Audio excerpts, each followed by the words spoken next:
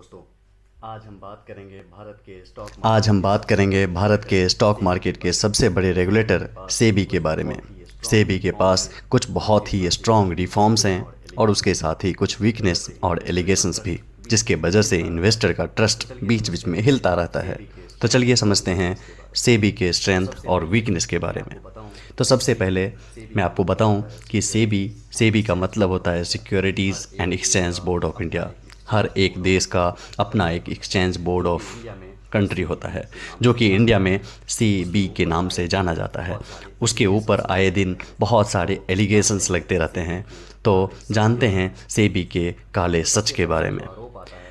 तो सबसे पहला जो आरोप आता है वो आता है slow action in major market scam. जब भी कोई मार्केट में स्कैम होती है तो उसके ऊपर सेबी का बहुत ही छोटा सा एक्शन होता है, बहुत स्लो एक्शन होता है, चाहे वह केस हर्षद मेहता का हो या फिर अडानी हिंडरबर्ग का हो। आपको पता होगा कि अडानी हिंडरबर्ग में हिंडरबर्ग रिसर्च ने, जो कि एक यूएस की कंसल्टेंसी फर्म है, जिसने आरोप लगाया था अडानी के ऊपर कि ये stock manipulation and over valuation का उसने फ्रॉड का केस दर्ज किया था। तो चलिए समझते हैं दूसरे एलिगेशंस के बारे में। तो वो है फेवरेटिज्म टुवर्ड्स लार्ज कॉरपोरेट्स। जो बड़े बड़े कॉरपोरेशन हैं उसके ऊपर ये सेबी का फेवरेटिज्म चलता है, चाहे वह केस पेटीएम में हो, जो कि किस रूप से वो आईपीओ को लॉन्च करती है, बड़े ओवर वैल्यूड प्राइस पे अलाउ करती है, और उसके बाद वो मार्केट में लिस्ट कराती है। फिर रिटेल इन्वेस्टर्स में फंस जाते हैं और अगले दिन ही होता है मार्केट का क्रैश, जिसमें रिटेल इन्वेस्टर जो होते हैं वो फंस जाते हैं और बड़े कॉरपोरेट को इसमें फ़ायदा हो जाता है। और यही चीज़ हमें पहले भी देखने को मिला है, जिसमें रिलायंस पावर हैं, एजीएस टेक्नोलॉजीज़ हैं, या फिर एलआईसी हो रिसेंटली, जिसमें हमने देखा है।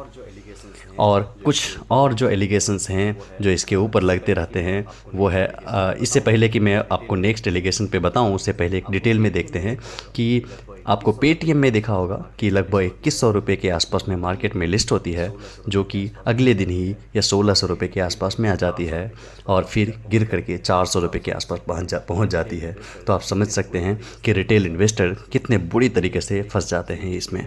तो ये एक सेबी के ऊपर लगने वाला बहुत ही बुरा और बड़े एलिगेशंस में माना जाता है। उसी तरह का केस एलआईसी में देखने को मिला है। वही केस हमारा रिलायंस पावर, एजीएस ट्रांजैक्शंस या फिर फिनो पेमेंट्स बैंक्स में मिला है। आप जोमेटो को इग्नोर कर सकते हैं।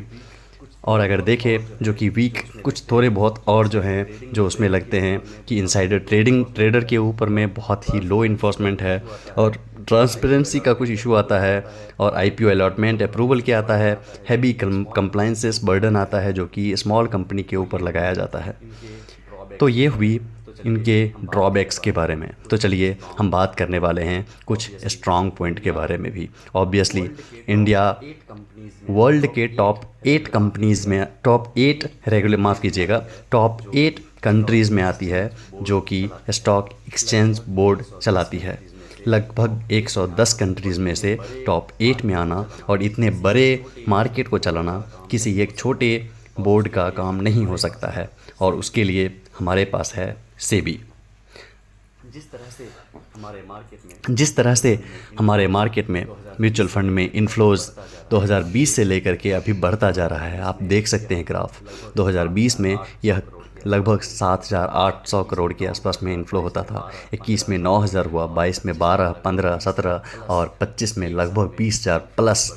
एक साल में इन्फ्लोज़ बढ़ रहा है। जिस हिसाब से इन्फ्लोज़ बढ़ रहा है, आने वाले दिन में इंडिया के स्टॉक मार्केट बहुत ही ताबड़तोड़ रूप से बढ़ने वाली है। और हमारे माननीय प्रधानमंत्री मिस्टर नरेंद्र मोदी जी जो विज़न विकसित भारत 2047 को लेकर के चलते हैं, उसके अकॉर्डिंग यह बिल्कुल सुनिश्चित है कि आने वाले मार्केट में आने वाले दिनों में भारत का स्थान अव्वल दर्जों में गिना जाएगा।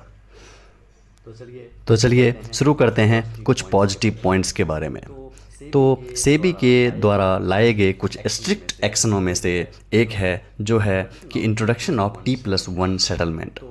तो पहले जो थी मार्केट में लगभग 2 दिन 3 दिन लग जाते थे मार्केट से आप अगर विड्रॉ करते थे तो उसमें ट्रांजैक्शन सेटलमेंट होने में ज़्यादा वक्त लगते थे, जिसमें सेबी ने उस पर रेगुलेशन लाया और उसको कम करके T+1 डेज़ किया गया है। और अभी रिसेंटली T+0 डेज़ का भी सेटलमेंट का ट्रायल हुआ है। इट मीन्स कि आगे आने वाले समय में T+0 डेज़ का सेटलमेंट मिलेगा। मीन्स अगर आप सेल करते हैं, आप with in the same day you can get transferred into your main saving account.